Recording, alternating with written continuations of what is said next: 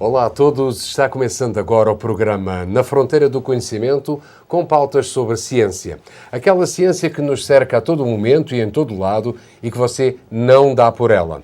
Um programa que vai ao ar aqui no canal 10 da NET São Carlos, com um toque luso-brasileiro e sempre com um convidado especial que conversará sobre assuntos de interesse nas áreas de ciência, tecnologia, inovação, educação e cultura. Por isso, sinta-se à vontade e fique connosco na próxima meia hora.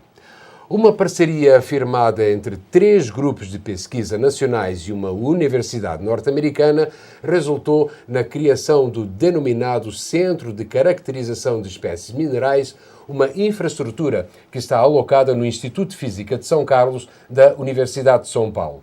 O grande incentivador e responsável por essa colaboração internacional foi o Dr. Marcelo de Andrade, pesquisador do grupo de cristalografia do citado Instituto, que hoje é nosso convidado especial e que irá falar um pouco desse centro e de seus objetivos.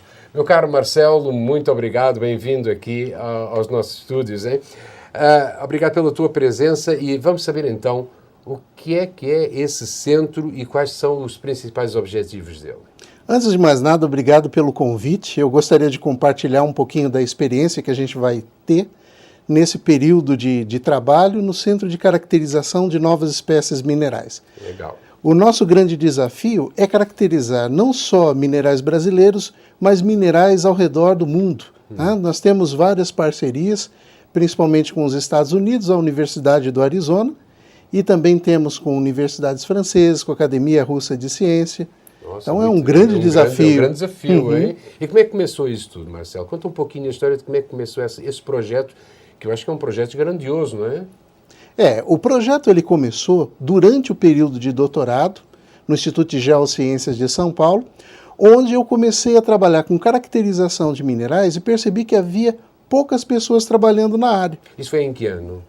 Olha, o teu foi no teu doutorado? Sim, foi exatamente por volta de 2007, e nós percebemos que as espécies minerais caracterizadas no Brasil eram por volta de 50. As que estavam catalogadas eram só 50? Sim, então, isso é muito pouco. Quer dizer, a caracterização para quem não esteja dentro da área, a caracterização, o que é que ela revela do mineral? Então, ela revela propriedades estruturais desse mineral e ela dá indicações de como a gente pode explorar economicamente melhor esse mineral e, ao mesmo tempo, desenvolver novos compostos com propriedades físicas realmente muito surpreendentes. E só havia 50? O catálogo nacional era de 50? Sim, exatamente. E a partir daí, como é que foi? A partir daí, nós começamos a intensificar bastante os estudos e começamos pela região de São João del Rei, Minas Gerais, né? Que é uma região muito rica, principalmente em tântalo, e a gente caracterizou algumas novas espécies de lá. E essas espécies ajudaram a gente a entender melhor como é que surge esse tântalo, como é que a gente pode contribuir para as empresas de mineração para explorar novos depósitos e, ao mesmo tempo, serve também de inspiração para a elaboração de novos materiais. O que é o tântalo? O tântalo, na verdade, é um metal que pode ser utilizado na indústria, em várias aplicações, na indústria eletroeletrônica, na construção de vários materiais, também sintéticos. Então, realmente, ele é muito estratégico. E o Brasil é o maior produtor de tântalo do mundo. E ninguém sabia ou já se tinha esse conhecimento? As pessoas sabiam do potencial, mas, infelizmente, nós não tínhamos pessoas trabalhando nisso com tanta intensidade. E foi a partir daí, desse conhecimento, dessa reserva grande de tântalo, que tu começou a meter mão na obra, não é? Sim. E como é que parte do centro? Como é que o centro é...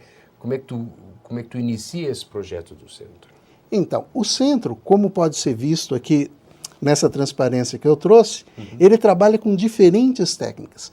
Ele trabalha com difração de raio-x, espectroscopia Raman, nêutrons e análise por microsonda eletrônica. Certo.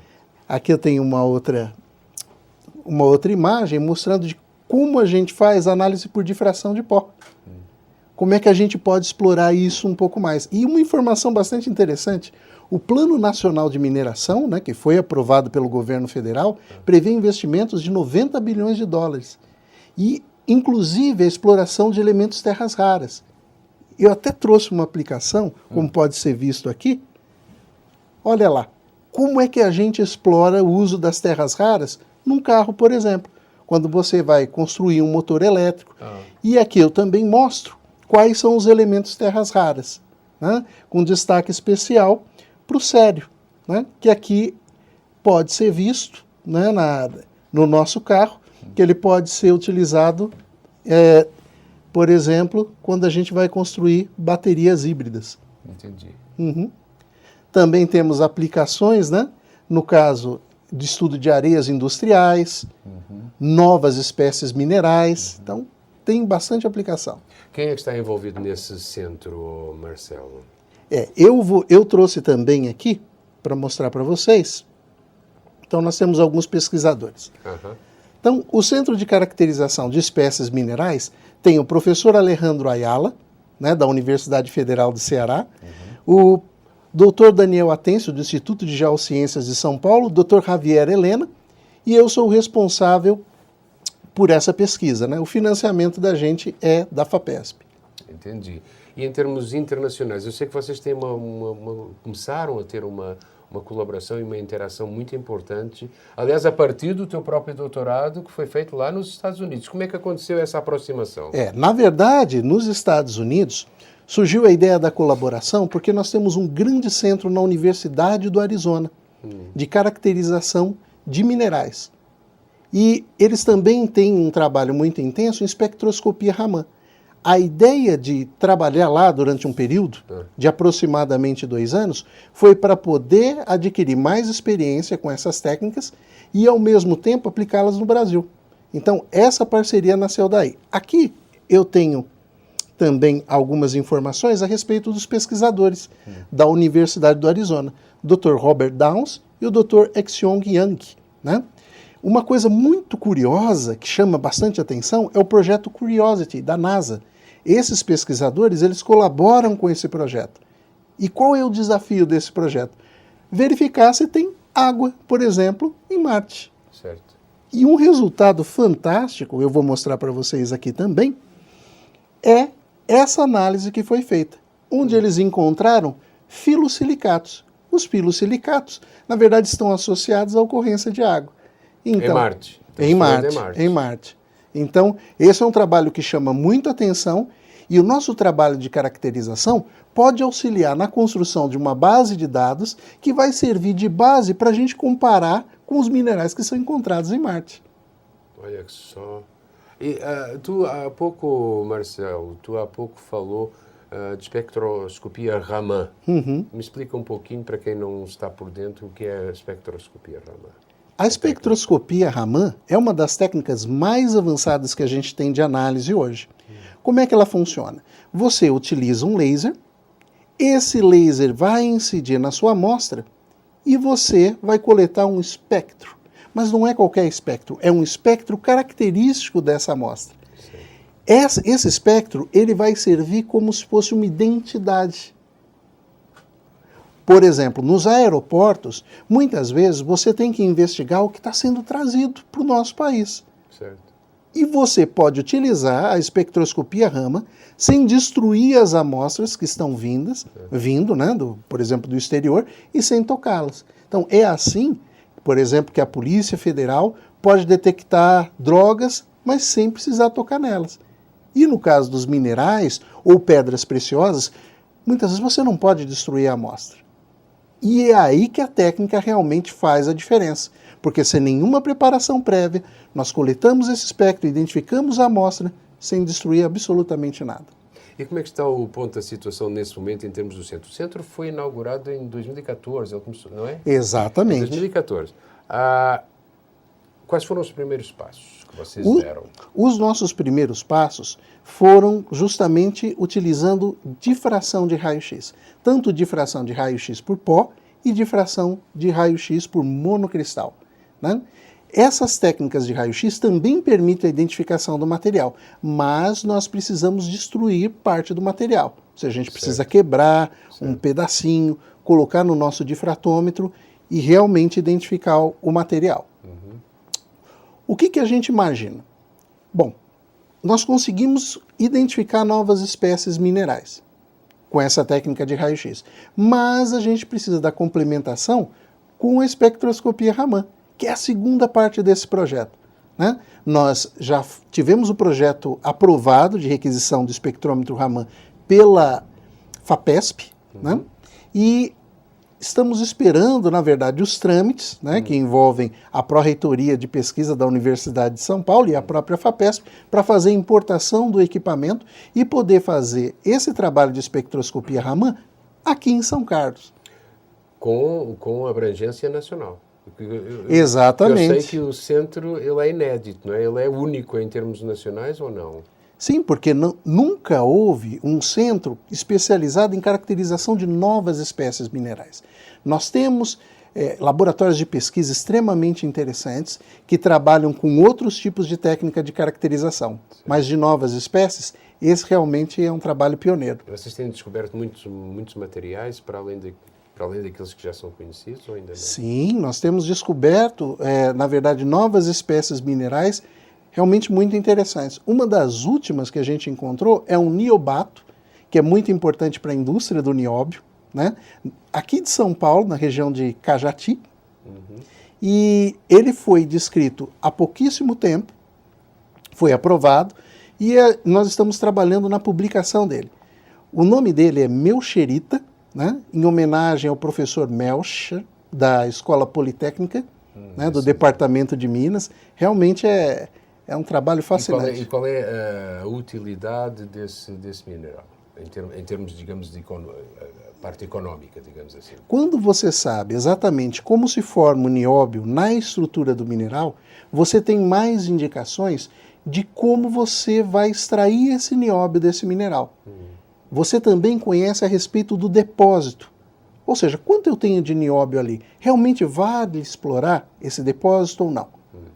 Porque tem todo um processo de beneficiamento para você extrair esse nióbio e formar as ligas que vão ser utilizadas na indústria. Então, o conhecimento da estrutura desse mineral é essencial para a gente poder decidir como vai explorar o depósito. Por exemplo, o nióbio ele está inserido em que tipo de ligas? Por exemplo, dá um exemplo prático em termos de materiais, em termos daquilo que nós encontramos no nosso cotidiano, por exemplo. Por exemplo, você pode utilizar nióbio em aços especiais, que são mais resistentes, ou aços mais duros.